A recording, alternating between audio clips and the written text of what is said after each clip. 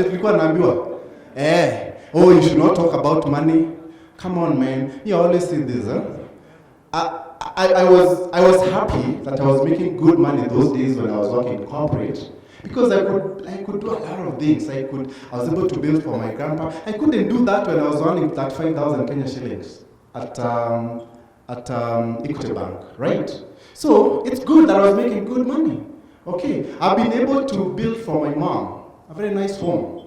Okay, it's because I was introduced into this IT industry. Me, I didn't know anything about IT, honestly. IT was never my thing. But I've been able to do all those things because I was in a very good career in IT, where there was money. Okay, so I always try to encourage guys who are smart that, you know what, it's possible. There's a lot of you can be able to make good money out there as long as you have the right skills. Okay, and don't have those limiting beliefs that you can't make like 1 million Kenya shillings.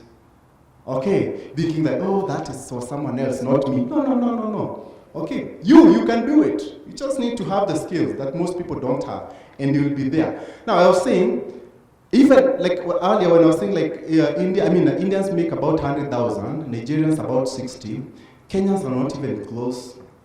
Most Kenyans in the US, by the way, they don't make good money. Most Kenyans out there, they don't make good money. Because, you see, what we have as Africans, and especially Kenyans, we have more than 30% of us in the US with no legal papers to live and work in the US. You see, most of you guys don't know about these things.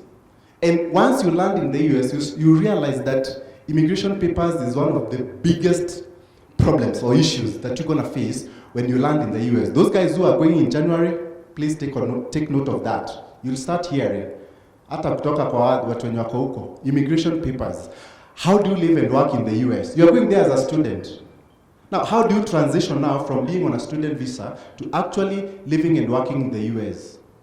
Okay, that's where most of our people struggle. And that's why, because now, if you don't have the right immigration papers to live and work in the US, you actually can't work really good jobs. You can't have those jobs that are paying you 1 million Kenya shillings a month. No, because you see, for you to work in corporate, you have to have the right papers.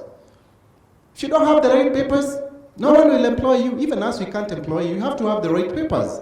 Okay, all right. So most people out there in the US, especially Africans, they're struggling. Most of the people who go to the US from Africa, most of those people get visas, they are students. These are people who went to the US to study.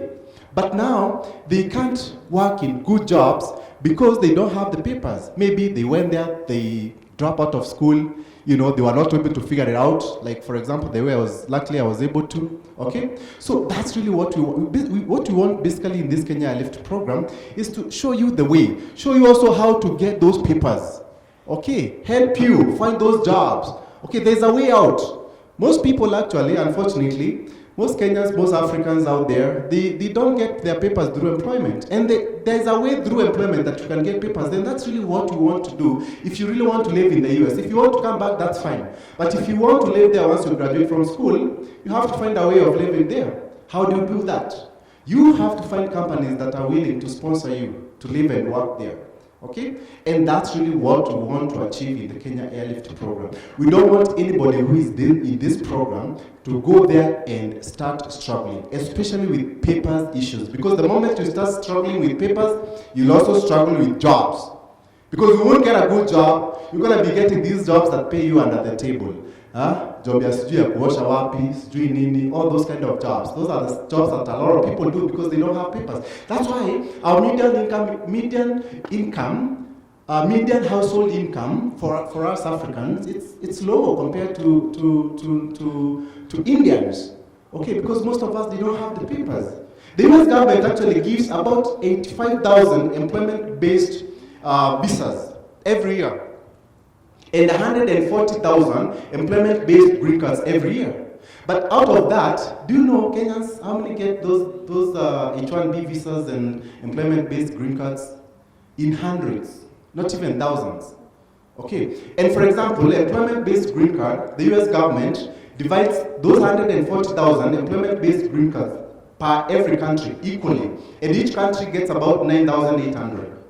So our green cards usually go to Indians because 90% of those guys who get those employment-based green cards, they are Indians.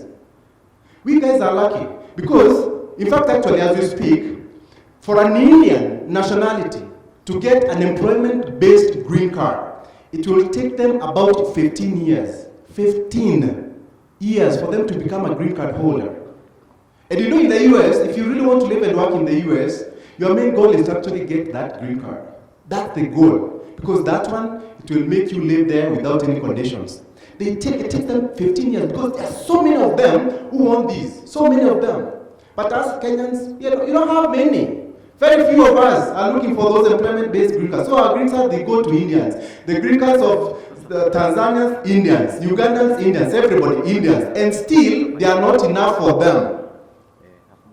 Do you know how many Indians go to the US as international students? You go and Google. Last year, even with all this COVID, they took over 50,000 students to the US. Over 50,000. Kenyans, I don't know. I think we average about 3,000. Those who go to the US. Okay, over 50,000. It's because they've seen the opportunities that are there. They make money more than the typical Americans. The typical American make about close to 70, 60 something thousand per year. They're making more than those, more than them. Indians are very networked. Ukienda huko US, Wahindi wanasaidiana. Hata huko hizo majob, those IT jobs, they are always helping each other. But the problem with us, we don't. And that's really also why we started this program.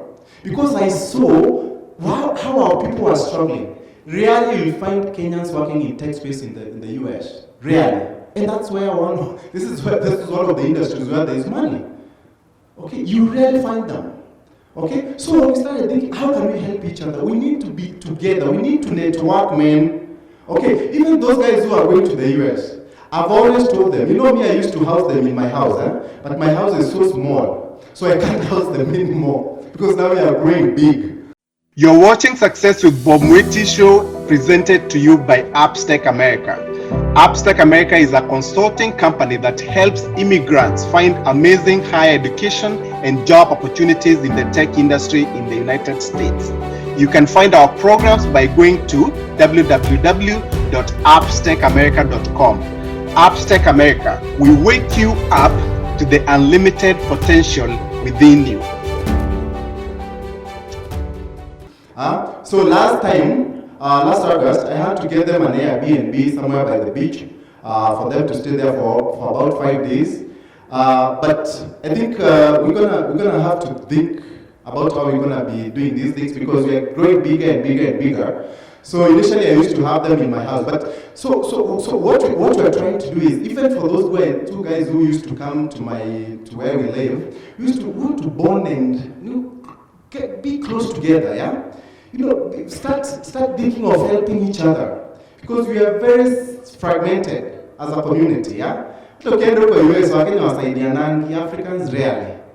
Sisi wote Africans, I mean Kenyans, whatever, everybody else in Africa. We don't, that's why we struggle. But Wahindi, Indians, Chinese also, Jewish people, and that's why they also do well. Because they work as groups. Ukiona Wahindi huko wanasaidiana nini, IT yote ni wao. If you go to the IT industry, even the most CEOs out there, they are Indians. For these big companies, Google, who is the CEO, is an Indian. He went there as a student. These guys, akina Elon Musk, wote walienda huko kama students. Okay, so that's what we want. We want to build a community of brilliant people from Kenya, and we can do some amazing things. Okay, so today, my message to you is, please, even when you get that chance of going to the US, remember where you came from. Remember you need to help each other.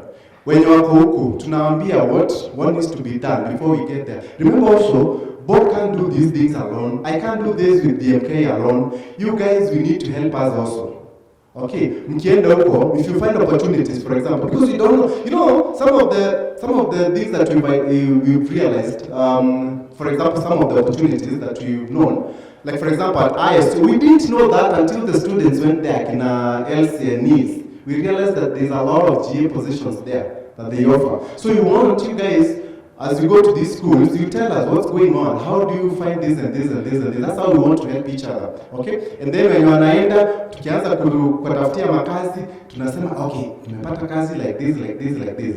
Okay, so that's what we want. We want to help each other. Because personally, Mimi, I'm just one person. DMK is my co-founder. We're only two. But we need you guys to help us grow the program and help everybody else. Okay? So you guys, those who are going, I really want to wish you all the best. The US is a very nice place. Okay? Systems work there. Well, that's all I can tell you. Okay? If you go there, you put in the effort, you are willing to work hard, I think your future is very bright. And like I said, you can always come back to this country, this beautiful country of ours, and actually build it, all right? So without a lot of time, let me just give you some statistics about the program so far, just before I take a seat. So we've done a lot of work to get this program to where we are today. I know we have a lot of maybe people also who are not even in the program, those who just came to hear from us and know more about the program. We started this program in 2018, me and Honorable DMK. In 2018, we enrolled only 3 students. Wilfred was one of our guinea pigs. 3. Okay, it was very hard to sell this thing.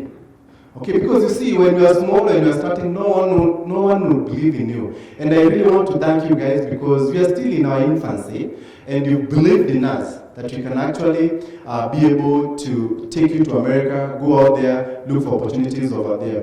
Nowadays, I feel a lot of pressure, by the way, seeing so many people who are actually depending on me for me to help them. So it's a lot of responsibilities, but I'm ready for the challenge. So in 2018, 3, 2019, 12. In 2020, when COVID hit, we had 59 students who joined the program. In 2021, up to yesterday, I believe, this year, we enrolled over 200, I think about 245 students. Can you clap for us, please? And yourself also, because you're the ones who have believed in us. Total, in the main program, the Kenya LF program, we have over 300. In fact, actually, we have about 320 students in the program. And we also have, because we have another program called the Prayer Program, where maybe if someone didn't get a B in KCSE or a B in math, we put them through that program. We have about 7 students there. So we have actually over 400 students in the Kenya Airlift ecosystem. And out of that, as you saw, we have about 23 students who have visas. We have about 4 others that have their visas pending. They've already gone to the embassy. They didn't get denied. We hope they'll get them. They get the visa. And we have others who are trying to get the visa slots. So we hope to take, hopefully, who knows, maybe 50. Okay? We already have students in the US, I think about 15 or 17, I'm not very sure. But we want to take as many as possible, so you guys work hard on your GMAT exams. There's a lot of you can, if you even talk to those guys who are already in the US, most of them, I think all of them apart from Janet, all of them, they have GAs. All of them. So and what we've seen so far, even those who get like half GAs, mostly after the first semester, maybe the first semester you might be on half GA and then student loan, and then after that you get a full GA. So you work hard on those GMATs, because that's really what's gonna count, especially if you really need that GA.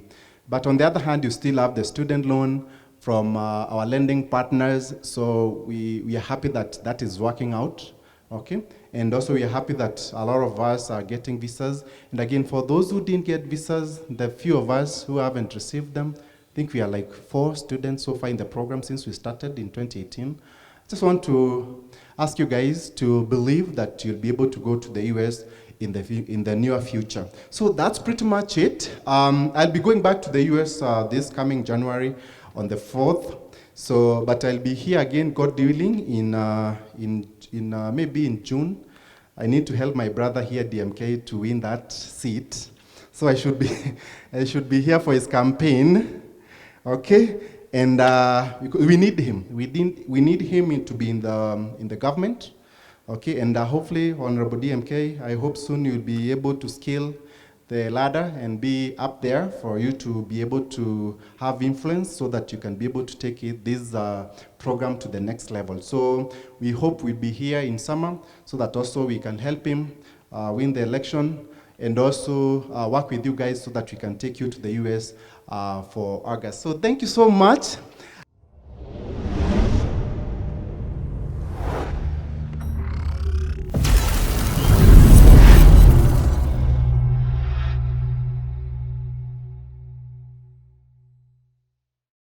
You've been watching Success with Bob Mwiti Show, brought to you by Upstack America. Come back next time to hear more steps and missteps that I took on the path to becoming a successful immigrant in USA. Be sure to subscribe to my YouTube channel and also follow me on Facebook, Instagram, Twitter, and LinkedIn.